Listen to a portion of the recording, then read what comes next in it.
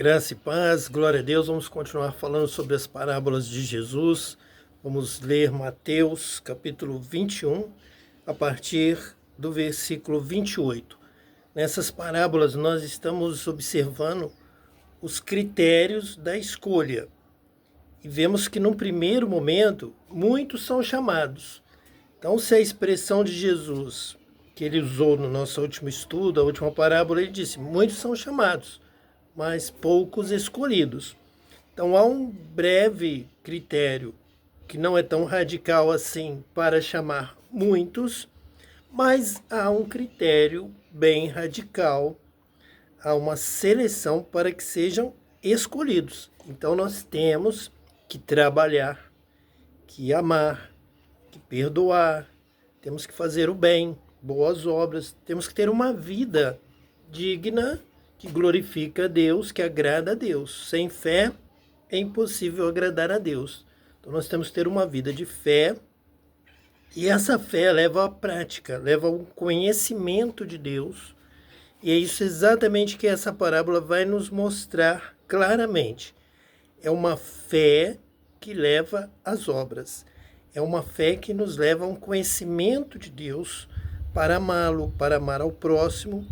E assim, neste critério da fé, que é mais exigente, somos escolhidos. Muitos são chamados, poucos escolhidos. Vamos ver isso aqui no texto, Mateus capítulo 21, a partir do versículo 28. E que vos parece? Um homem tinha 2 filhos. Chegando-se ao primeiro, disse: vai hoje trabalhar na vinha.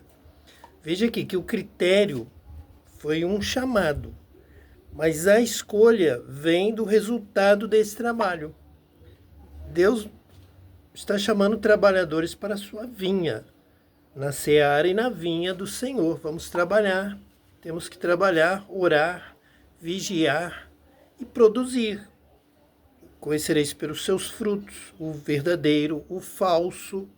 Então, o verdadeiro produz bons frutos. O falso, ou ele não produz fruto nenhum, ou ele produz um fruto venenoso, um fruto amargo. Exatamente isso que a palavra de Deus sempre vai nos chamar a atenção. Mas alguns se enganam. São enganados por uma mensagem que procura facilitar a situação para manter o número de congregados, de frequentadores, de contribuintes. E com isso, foge da realidade, da responsabilidade. Somos chamados, então, muitos são chamados para um trabalho. O escolhido é de acordo com o fruto que você produz no trabalho. Então, chegando-se ao primeiro, disse: filho, vai hoje trabalhar na vinha. Então, o pai pediu, ordenou, mandou: filho, vai hoje trabalhar na vinha. Ele respondeu: sim, senhor, porém não foi. Então ele pode ter levantado a mão, dito: eis-me aqui, eu vou pôr o nome aí no hall de membros, vou constar, você promete que vai ajudar, vai contribuir, vai evangelizar, vai ajudar o pobre, o necessitado, vai colocar o nome da viúva e do órfão aí na igreja, no hall dos que vão receber ajuda financeira. É isso que está faltando, é o socorro ao necessitado. Então, colocar lá na folha, não só salarial dos funcionários, mas também dos necessitados. Então, vai se arrecadar a oferta, colocam ali no gasofilácio dízimos e ofertas, e se destina aos pobres, destina-se ao que passar ali com fome, ao que estiver precisando de roupa. Então essa é a missão. Precisamos de uma nova reforma, de uma nova visão, uma visão dos céus sobre a necessidade material. Muitos estão blasfemando contra o nome de Deus. Por quê? Porque aqueles que usam o nome de Deus não estão trabalhando, não estão dando fruto, não estão socorrendo o que sente frio nessa terra, os que passam fome. Então os anjos do céu que não passam frio nem fome, mas trabalham em favor dos que hão de herdar a salvação, trabalham socorrendo os aflitos, os caídos, estão também, os céus estão se admirando de ver que não há amor na terra, não há trabalho, não há obra, não há misericórdia. Então nós precisamos de uma reforma, reformular este meio religioso para que possamos agradar a Deus com o trabalho. Então vai trabalhar na vinha. A vinha, nós falamos no último estudo, a vinha é o que alimenta. A vinha produz o suco de uva ou o vinho que vão saciar a sede, vão trazer alegria, vão trazer vida, vão renovar as forças. A uva vai trazer o alimento. Então é um lugar, você vai ver aqui nessa parábola, que essa vinha representa um lugar para alimentar o mundo.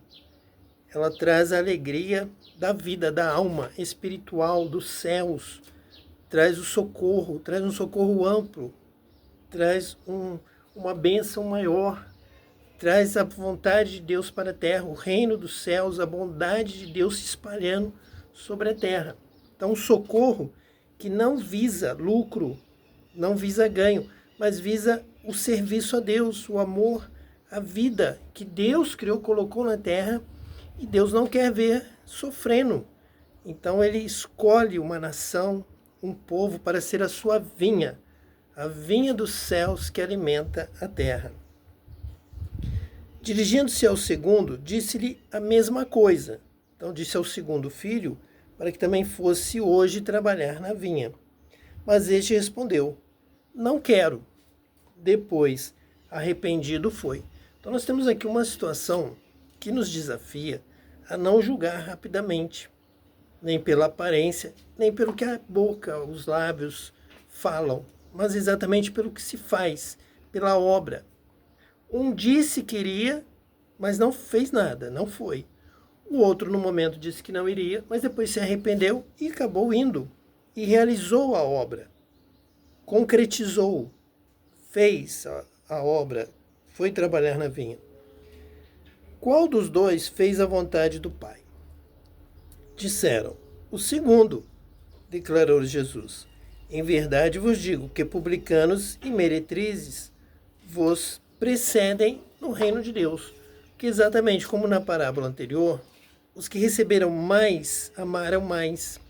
Eles receberam um salário igual aos que trabalharam 12 horas, eles tinham trabalhado apenas 1 hora. Então os maiores pecadores aqui, as meretrizes ou os publicanos, que fazem um serviço para o dominador, para o outro partido contrário ali à nação de Israel, que naquele período dominava Israel, faziam um serviço público para Roma, eram chamados de publicanos, serviam aos romanos que dominavam ali em Israel. Essas pessoas, então, estavam sendo recebidas no reino dos céus. E embora tenham tido uma vida toda ruim, de pecados, mas eles estavam se arrependendo e estavam trabalhando, estavam agradecidos pelo grande favor. Foi um favor imerecido, uma graça. Mas eles estavam interpretando corretamente, estavam sendo escolhidos por essa interpretação, de que se eles receberam uma grande graça, eles deviam dar, deviam servir também, deviam realizar muitas boas obras também pelos pobres, pelos necessitados. Deviam ver que como Deus foi gracioso para com eles, eles também deveriam ser graciosos para com a humanidade, com a sociedade ao seu redor. Por isso é que Jesus está dizendo que vos precedem no reino de Deus. No reino de Deus, ali naquele momento, os judeus orgulhosos da sua herança, da sua história, da história de Abraão, de Isaac e de Jacó, eles não estavam mais produzindo frutos, não estavam mais trabalhando na vinha, não estavam mais sendo bênção para as nações. Sendo que Abraão foi chamado não só para ser abençoado, mas para ser uma bênção. Então, para alimentar, para cuidar dos ignorantes, dos que estivessem nas trevas, dos que estivessem perdidos, levando o dom do Espírito Santo, a palavra de Deus, o perdão, o amor, a misericórdia e o cuidado físico, material também, o pobre, ser prioridade, a viúva, o órfão. Então, os judeus já não estavam mais sendo bênção. Já quem Jesus estava chamando? meretrizes, pecadores ao arrependimento, publicanos, estavam entendendo. Quem entende e passa a trabalhar na vinha, como esse segundo filho, é o escolhido. E o primeiro filho foi apenas chamado. Mas como ele não trabalha, ele não faz o bem, ele não ama o próximo, não será escolhido. Vamos continuar aqui agora no versículo 32. Porque João veio a vós outros no caminho da justiça, e não acreditastes nele, ao passo que publicanos e meretrizes creram. Então João veio praticando essa justiça da verdade, da sinceridade, do amor, de produzirem boas obras, de batizar aqueles que realmente se arrependiam, de dizer para os soldados, para os judeus, para os romanos, para todos que iam se batizar, diziam: produzir frutos dignos do arrependimento. Vocês têm que se arrepender, se converter do mau caminho, de perseguir o mais fraco, de oprimir, de tirar a alegria, roubar a paz, escravizar, seja quem for, pensar apenas de forma egoísta, deixar de ser avarentos.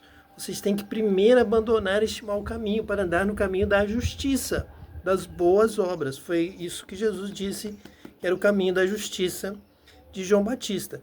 Já os pecadores aceitavam, os humildes aceitavam, os maiores pecadores aceitavam e reconheciam: a graça, de graça recebeis, de graça vão dar.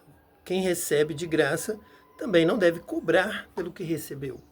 De graça recebestes, de graça dai. E eles então estavam sendo ali escolhidos, porque o coração deles se transformou, se tornou um coração segundo o coração de Deus. Vós, porém, mesmo vendo isto, não vos arrependestes, afinal, para acreditardes nele. Então, para crer, você tem que se arrepender. O crer vai te levar a uma nova vida, a uma nova prática. Convertei-vos, arrependei-vos, deixai de fazer o mal, entenda a palavra, creia nessa palavra e passe a viver de acordo com essa palavra. Veja que a fé é esse passo da vida anterior no pecado para uma nova vida no caminho da justiça. O justo viverá da fé. Essa fé tem que te converter ao caminho do Senhor, ao caminho do bem, das boas obras. Nós costumamos dizer que a salvação, a graça, ela não vem das obras, mas ela nos leva às obras. Nós não vamos precisar das obras. Deus não leva em conta o período da ignorância. Você não precisa ter feito nada. Você precisa crer. Mas a um passo após crer, há uma transformação. Tem que nascer de novo. Tem que nascer da água e do Espírito. Tem que adorar a Deus em espírito e em verdade. Tem que amar o próximo. Porque Deus é amor. Quem ama é nascido de Deus. Quem não ama, não conhece a Deus. Quem não ama está perdido, está condenado. Porque deu passos a partir de agora. Então já teve a graça, você, pela fé, pela graça sois salvos por meio da fé. Essa fé vai te levar a uma nova vida. Essa fé vai te levar ao conhecimento de Deus. Você agora crê em Deus. Então quem é Deus? Você vai conhecer a Deus. Eu quero conhecer exatamente a vontade de Deus correta. Não quero andar na ignorância. Não quero falar e fazer coisas erradas que não estão nas Escrituras, que não estão certas. Então Deus vai te batizar com o Espírito Santo neste seu propósito, de conhecer a Deus totalmente, corretamente e ter poder para obedecer e praticar a Deus. Então Deus vai te ajudar.